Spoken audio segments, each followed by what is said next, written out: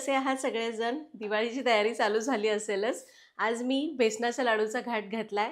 माझी घरची साधी सोपी पद्धत शेअर करणार आहे. याआधी इथं मी घरच्या घरीच आपण लाडूसाठी बेसन कसं तयार करायचं, मग ती डाळ भाजायची, निवडायची, दळायची, ते कसं करायचं त्यापासून व्हिडिओ दाखवला होता. आज जर तुमच्याकडे तयार बेसन असेल तर त्यापासून लाडू कसे करायचे ते सांगणार आहे. आणि बेसन लाडूची अगदी माझी रोजची पद्धत आहे. वाटीचं प्रमाण आहे एकदम साधं सोपं सुटसुटीत. आणि अशा काही टिप्स आहेत की ज्याने तुपाचं प्रमाण वाढणार नाही आणि त्यामुळे लाडू छान गोल गरगरीत होतील, तयार झाल्यानंतर बसणार नाहीत. एकदम सोपी पद्धत आहे. या प्रमाण बघूया. तर इथं मी या वाटीने सगळं प्रमाण घेतलेलं आहे. तर आपण घेतलंय 4 वाट्या बेसन, 2 वाट्या पिठी साखर आणि पाऊण वाटी आणि वर 1 चमचा भरून साजूक तूप. जेव्हा जेव्हा आपण कोणताही पदार्थ वाटीने मोजून करतो त्यावेळी तूप पातळ करून मग मोजायचं किंवा सेमी लिक्विड असलं पाहिजे. एकदम असं घट्ट तूप मोजायचं नाही, कारण वाटीमध्ये घट्ट तूप जास्त बसतं आणि मग तुपाचं प्रमाण तुम्ही म्हणता अरे ते तू सांगितलं तेवढंच घेतलं. पातळ करून तूप मोजा, तुपाचं प्रमाण बरोबर होईल. त्याचबरोबर साखर मोजताना, बेसन मोजत असताना वाटी हलक्या हाताने दाबून भरायची, एकदम गच्च दाबून भरायची नाही किंवा अशी भुसभुशीत ठेवायची नाही. म्हणजे मग साखर, बेसन जे काही आहे त्याचं प्रमाणसुद्धा व्यवस्थित घेतलं जातं. प्रमाणाचा गोंधळ संपला. जर तुम्हाला याचं वजनी प्रमाण हवं आहे तर डिस्क्रिप्शन बॉक्समध्ये चेक करा. लाडू करायला घेऊ. तर सगळ्यात महत्त्वाची प्रोसेस असते ती बेसन भाजणं. थोडंसं जाडसर दळलेलं बेसन असेल ना तर मग लाडू छान दाणेदार होतात. बेसन भाजूया. आता बेसन भाजण्यासाठी जाड तळाची कढई घ्यायची जेणेकरून बेसन एकसारखं भाजलं जाईल. गोल असलेली कढई घ्या म्हणजे हात असं सरसर पटपट सरकतं आणि हात दुखून येत नाही. आणि सगळ्यात महत्त्वाची टीप, बेसन भाजण्यासाठी झाऱ्या वापरायचा जेणेकरून गुठळ्या मोडायला सोपं पडतं.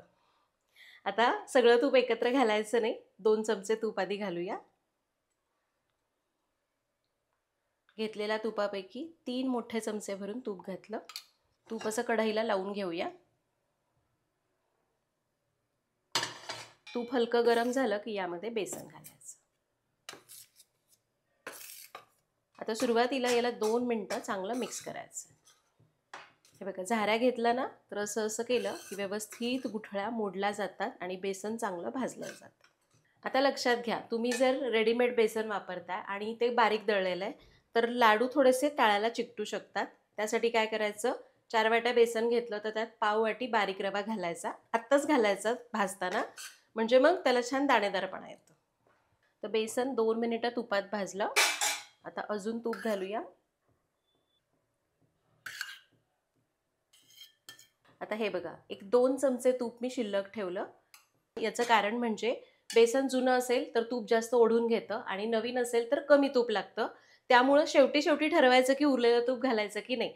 कारण सुरुवातीला बेसन काय करतं, तूप ओढून घेतं, त्यामुळं ड्राय पडतं आणि नंतर हळूहळू जसं भाजत जाईल, हलकं होईल तसं तूप सोडायला लागतं आणि मग जास्त तूप दिसतं. मग सुरुवातीलाच तुम्ही कोरडं वाटतं म्हणून सगळं घातलं तर मग लाडूमध्ये तुपाचं प्रमाण वाढतं आणि लाडू खाली बसतात. चवीला छान होतात पण आकार धरत नाहीत.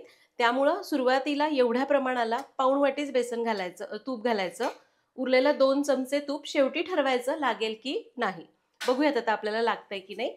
आता हे बेसन मंद आचेवर आपल्याला छान असं हलका सुगंध येईपर्यंत आणि हलका रंग बदलेपर्यंत भाजून घ्यायचं.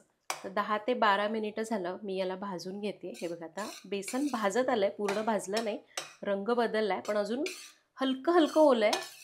एवढं पण नाहीये ओलं. हे बघा, अजून बरंच कोरडं आहे, हलकंसं ओलसर वाटतंय.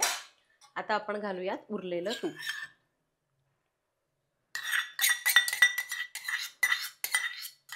आता हे शेवटचं 2 चमचे तूप बघा, अजून छान याला पातळ करेल आणि याचं टेक्स्चरच बदलून टाकेल. एक 4-5 मिनिटं भाजलं की बघा आता हे पातळ व्हायला लागेल. तर तूप घालून याला 5 मिनिटं हलवलं. हे बघा, आता हे छान पातळ झालंय. याचा अर्थ आपलं बेसन भाजायला अगदी 2 ते 3 मिनिटं राहिलेली आहेत. अजून एक 2-3 मिनिटं मस्त भाजूया. तर शेवटचं ते तूप घातलं, ते तूप सुटायला लागलं, मिश्रण असं सैल झालं की समजायचं बेसन भाजत आलंय. इथून पुढे 3-4 मिनिटं भाजून घेऊ. तर अजून एक 3 ते 4 मिनिटं भाजलं आणि हे बघा, आता बेसन मस्त भाजलंय. रंग पण बघा छान असा तांबूस आलेला आहे. आणि एवढं बेसन भाजण्यासाठी मला 1 वाटीला थोडं कमी तूप लागलं. पाहिजे तर 1 वाटी वापरू शकता, पण अंदाज घेत वापरा. बेसन भाजून झालंय. आता याला दाणेदार टेक्स्चर कसं आणायचं सांगते. हे बेसन भाजलं. इथं मी घेतलंय पाणी. थोडं पाणी घ्यायचं, याच्यावर शिडकावा मारायचा, पाण्याचा हबका द्यायचा म्हणजे असं टेक्स्चर छान ग्रेनी येतं आणि याला पटापट हलवून घ्यायचं. हे बघा, तुम्हाला आत्ताच टेक्स्चर कळत असेल याचं. असं मस्त ग्रेनी टेक्स्चर यायला लागलं आहे. हे मिसळून घेतलं. पुन्हा याला असं पसरायचं. पुन्हा थोडा पाण्याचा हबका द्यायचा. पुन्हा परतूया. पाण्याचा हबका दिला की 2 मिनटं परतायचं. लक्षात घ्या, पाण्यामुळे अजिबात काही खराब होणार नाहीत. लाडू छान महिनाभर टिकतात. पाण्याऐवजी तुम्ही दूध वापरलं तरी चालेल. फक्त हबका मारला की चांगलं परतायचं. गॅस मी बंद केलाय. याला काढून घेऊ. आता हे लाडूचं मिश्रण एका ताटात काढूया. भाजलेलं बेसन परातीत काढलं. याला कोमट होऊन देऊ. तर बेसन भाजून आपण एक अर्धा तास झालेला आहे. हे बघा, हे मिश्रण आता चांगलं मस्त झालेलं आहे. खूप एकदम जास्त तूपसुद्धा सुटलं नाही, एकदम पातळ झालं नाही. लगेच लाडू वळायला घेऊ. फक्त लक्षात घ्या, मिश्रण हलकं कोमट असतानाच पिठी साखर मिसळायला घ्या. म्हणजे काय होतं की ती व्यवस्थित मिसळता येते, हात अवघडून येत नाही. तुम्ही जर संपूर्ण गार होऊन दिलं तर येते मिसळायला, पण वेळ थोडा जास्त लागतो, गुठळ्या होण्याची शक्यता असते. साखर आपण आधीच मोजून घेतलेली आहे. सगळी एकत्र मिसळायची नाही. आधी यातली मी अर्धी किंवा त्याच्यापेक्षा थोडी जास्त मिसळते. लागली तर वरची घ्यायची. त्याचबरोबर यामध्ये घालूया थोडीशी वेलची पावडर. याला मिक्स करायचं. मिक्स करताना हे बघा, असं दोन्ही हातांनी चांगलं मिसळून घ्यायचं. म्हणजे गुठळ्या पण मोडता येतात आणि पटापट मिसळलं जातं. असं असं चोळून चोळून मिसळायचं, म्हणजे मग व्यवस्थित बाइंडिंग येतं. सगळी साखर मी वापरली, बरोबर मावली आहे. थोडंसं तुम्ही चाखून बघू शकता किती गोडी झाली आहे. त्याप्रमाणे थोडीफार साखर वाढवली तरी चालेल, पण कमी नाही करता येणार एकदा घातल्यानंतर. फक्त याला असं चांगलं दोन्ही हातावर असं घासून घेतलं ना की बाइंडिंग छान येतं. हे मिश्रण साखरेमध्ये मिसळायला अगदी 5 मिनिट लागले, त्याहून जास्त वेळ लागला नाही. कारण हलकं कोमट असताना आपण साखर मिसळायला घेतली. लाडू वळायला घेऊ. तर आपलं हे मिश्रण तयार झालं आहे. आता लाडू असे उभारून वळायचे नाहीत, मस्त मांडी ठोकायची लाडू वळायचे. तर लाडूला सजवण्यासाठी बेदाणे आणि पिस्ते घेतलेले आहेत. तुम्हाला जसं आवडतं तसं काजू बिजू घेतला तरी चालतो. काजूची पाकळी घ्यायची, मग ते असे छान स्माइलीवाले लाडू तयार होतात.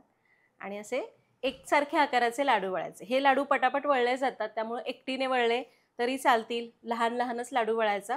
कारण बेसनाचा लाडू कसा पिठी साखरेत असतो ना, हलका गोड असतो, त्यामुळे जास्त मोठा लाडू खाल्ला जात नाही. लहान लहान लाडू वळू. हे बघा, मी एवढे वळून घेतलेले आहेत. म्हणजे एक आधी वळलाय आणि तुम्ही बघाल तर अगदी पटापट लाडू वळता येतात. आणि लाडूला तूपसुद्धा फार सुटलेलं नाही, त्यामुळे हे लाडू अजिबात बसणार नाहीत. लाडू वळून झाला किंवा अर्धवट वळून झाला की त्याला बेदाणा लावायचा, पाहिजे तर थोडासा पिस्ता लावायचा, पुन्हा थोडंसं सेट करायचं. आणि हे बघा, मस्त लाडू तयार झालाय. आहे ना छान?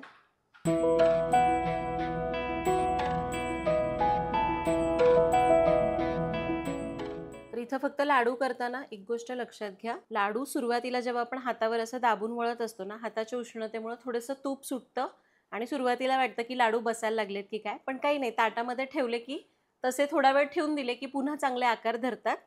मग ते एकदम डब्यामध्ये भरायच्या आधी काय करायचं ते मी तुम्हाला सांगणारच आहे. सगळे लाडू असेच वळूया.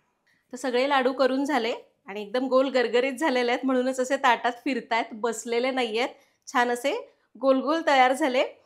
तर मी मगाशी म्हणाल्याप्रमाणे लाडू जेव्हा आपण हातावर वळत असतो ना, त्यावेळी आपल्या हाताच्या उष्णतेमुळे तूप पातळ होतं. त्यामुळे लाडू वळून झाला आणि ठेवला की थोडासा बसल्यासारखा होतो. मग अशा वेळी काय करायचं, सगळे लाडू करायचे. करून झाले की 10 मिनिटं तसेच ठेवा. तूप थोडंसं थिजलं जातं. मग डब्यात भरण्याच्या आधी पुन्हा एकदा हातावर गोल करा आणि मग डब्यामध्ये भरून ठेवा. चुकून तूप जास्त झालं तर लाडू हे बसतातच, पण मग अशा वेळी 2 तास त्याला तुम्ही वरच्यावर ठेवून द्या.